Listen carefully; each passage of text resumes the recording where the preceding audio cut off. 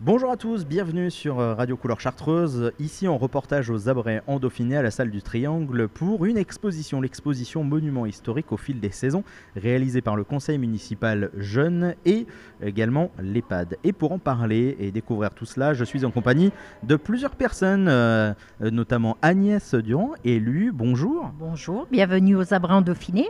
Merci beaucoup. Nous sommes également avec Aurélie, animatrice à l'EHPAD. Bonjour. Bonjour, bienvenue au vernissage. Et également, nous sommes avec Besma. Oui, bonjour. Bonjour. Merci de nous accueillir toutes les trois ici aux Abrets en Dauphiné pour cette belle exposition. Alors déjà, on va peut-être commencer par la thématique de cette exposition, Monuments historiques au fil des saisons. Comment ça a été choisi ? Donc le thème a été choisi en réunion de conseil municipal des enfants où ils ont préféré les monuments historiques et les saisons. Donc avec Aurélie, on s'est dit on va mêler les deux thématiques. Alors justement, comment il est né ce projet au tout départ ? Comment il a vu le jour ? Donc le projet a vu le jour donc avec l'EHPAD parce que les enfants du CME allaient régulièrement à des après-midi avec les résidents. Donc Aurélie a pris ce projet à cœur et c'est Aurélie qui va en parler plus longuement. Alors expliquez-nous Aurélie comment ce projet a été mené, sur combien de temps ? Alors, le projet est né puisque c'était la deuxième année qu'on rencontrait ces jeunes au cours des rencontres intergénérationnelles au sein de l'établissement. J'ai proposé un projet qui puisse durer dans le temps, autour d'une dynamique autour de l'art créatif. Et du coup, il a eu lieu de février à juillet, autour de 4 rencontres, dont la dernière rencontre a eu lieu autour d'un pique-nique. Et puis, il y a eu un vernissage au sein de l'établissement par la suite, au mois de septembre. Et ça rassemblait combien de jeunes et combien de résidents ce projet ?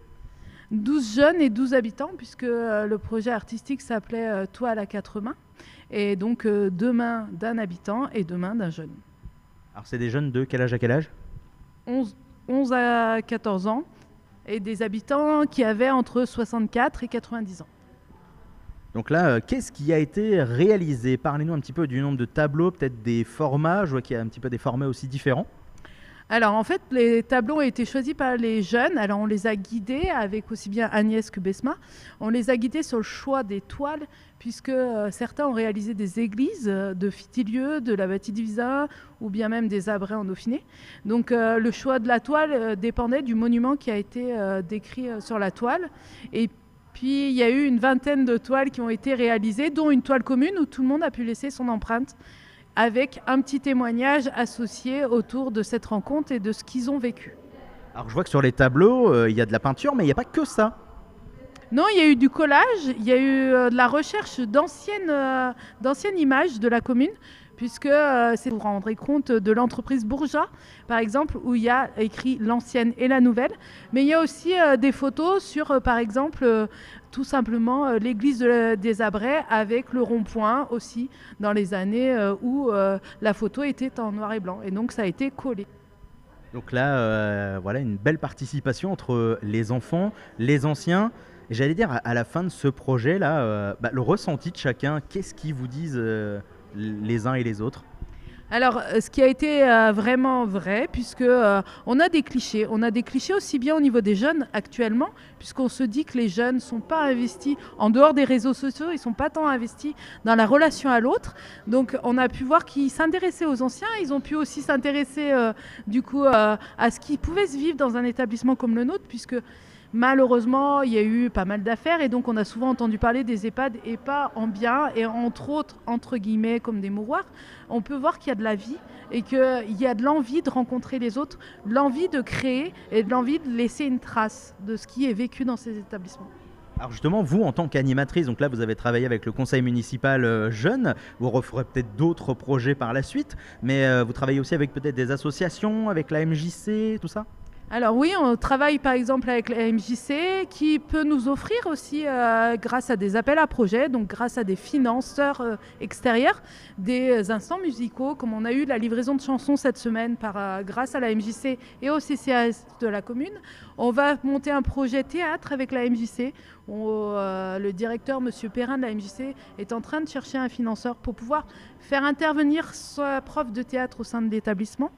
On a travaillé aussi avec la MFR de Saint-André-le-Gaz. On va retravailler avec eux, alors pas avec le même groupe, cette fois avec des élèves dans Bac Pro Canin. On a travaillé avec des Bac Pro électricité l'année dernière. On travaille aussi avec des associations locales, des chorales qui interviennent à titre gracieux dans notre établissement. Et c'est un vrai bonheur de pouvoir faire des partenariats. On est toujours ouvert à la proposition. Alors j'imagine vous en tant qu'élu, c'est aussi important comme ça de fédérer, de suivre, de soutenir ces projets intergénérationnels. Bien sûr, on apprend aux enfants que la vie dépend de beaucoup de choses. Donc pour eux, c'est une grosse découverte. Et franchement, ils ont été ravis de ce partage avec les personnes âgées. Il y a eu des liens de créer. On a vu des enfants et des personnes âgées pleurer au bout de la fin de ce projet. Alors aujourd'hui, nous sommes le samedi 4 octobre 2025. Cette exposition est exposée à la salle du Triangle, ici aux Abrets en Dauphiné. Alors je crois que vous réfléchissez justement à pouvoir peut-être la faire tourner dans les écoles du territoire, c'est ça ? C'est ça, on va essayer de faire tourner dans toutes les écoles des Abrets en Dauphiné, c'est-à-dire la Bâtie-Divisin, Fitilieu et les Abrets, pour que chaque enfant puisse prendre connaissance de ce qui a été réalisé par le CME.